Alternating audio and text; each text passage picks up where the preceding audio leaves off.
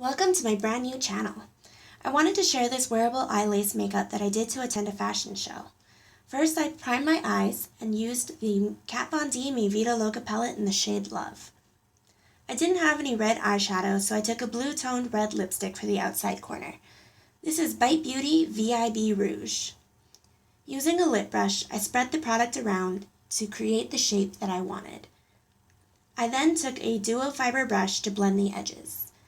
I then powdered it with a translucent powder to set it, but honestly, I could have skipped this step since we're going to use more eyeshadows. Using the same Kat Von D palette, I took the shades Rewind and Destroyer to darken up the crease. I popped Makeup Geek Creme Brulee for a transition shade, and then touched up the lid color.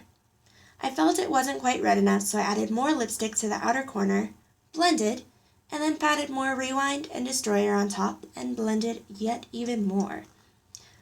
I don't want the eyeshadow to make my eyes appear red, so I used Sephora Kohl liner in smoky green as a tightline to balance the red and make my eyes appear more white. Now using a water-activated black face paint, I begin to draw out the thin black lines to create lace. I'm also using the smallest detail brush I could find from Michaels. You could use your favorite liquid liner, but I find they become slightly drier when leaving the cap off for this long. I marked the space right above my crease so I could map out what would be visible with my eye open. From here, I just kept adding more small details to get the appearance of the lace. I strongly recommend pre-drawing the design you want to do.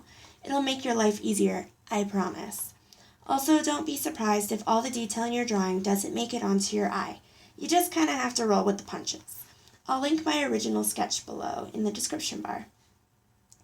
The cool thing about lace is that you don't have to worry about adding too much detail or it being too busy.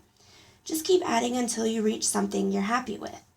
To make mine appear more detailed, I just added a lot of dots and diagonal lines. This is where things got a little bit blurry and I was concentrating a little too hard to realize it. So, sorry guys. And my eye kind of went out of frame and my hand got in the photo frame a lot. It'll pass.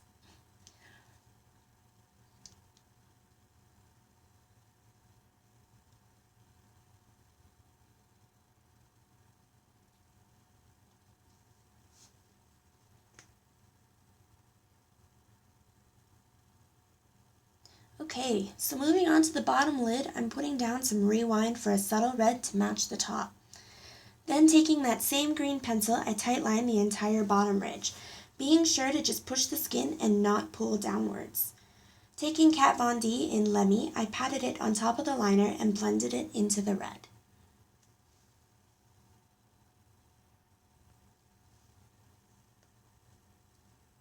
Using the black liner, I added a small triangle to the outside corner and made a kind of curly tail on my inner corner to add to the cat eye-like shape. For my face, I'm using YSL Touche Eclat Blur Primer and Chanel Healthy Glow in number 30 for foundation. Using my favorite foundation brush, the Marc Jacobs brush number 2, I'm just patting it in. Since I did my lower lash line before foundation, I'm taking my Marc Jacobs concealer to get right up on in there. And moving on to concealer, I used the Sephora Gel Serum in Parfait and pat it over any blemishes and red spots that I have. I also use it to conceal the edges of my lips for a crisp line later on. I let the concealer sit or cook on my face before actually blending it in. Taking the Maybelline Fit Me stick in Toffee, I mark out where I want my contour to be and blend it in. To brighten my eyes, I'm using the YSL Touche Eclat Radiant Touch. I'll let this cook while I go back and blend in the concealer with the warmth of my finger. Warming up my face, I put the Too Faced Chocolate Soleil in medium deep under my cheekbones to my jaw and up to my temples. I then will go back and blend under my eyes. To cover any slight darkness, I take the tiniest amount of the Makeup Forever HD Concealer in Y23 and warm it up on the back of my hand by tapping it. I then apply it only to the dark spots by tapping it in gently. The key here is not to overdo it since I don't like to powder.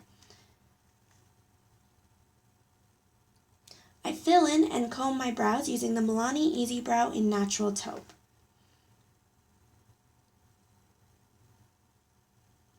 And I actually really like to use mascara as a brow gel, so here I'm using the L'Oreal Telescopic to hold it in place.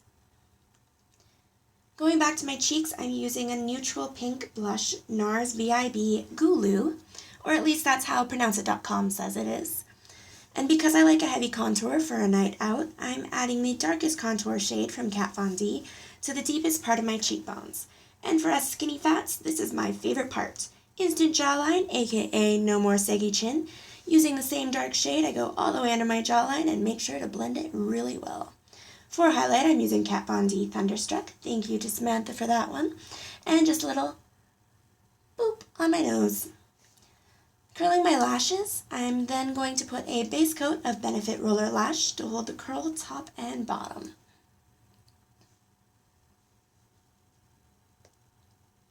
Using my favorite drugstore lashes, Kiss number 11, I'm going to get them as close as possible to my lash line as to not hide any of the detail work. And then disaster struck. So this is my favorite Bite Beauty lip liner, and it broke. And it took me a minute to figure out what had happened, and I was actually really concerned because I didn't know if I had any products left in my pencil. Luckily though, there was still quite a bit, so I continued to fill in my lips, slightly overlining. This is where the concealer helps because my lips are not even, and this gives me the freedom to redraw the shape. I'm adding in some more definition by taking a berry pencil and filling in the outer corners. I then switch back to my Bite Beauty in Nutmeg and blend the colors together.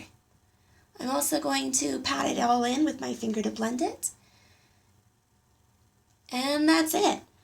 Thank you so much for watching, and I hope this gave you an idea for a Valentine's Day makeup that's just a little outside of the ordinary.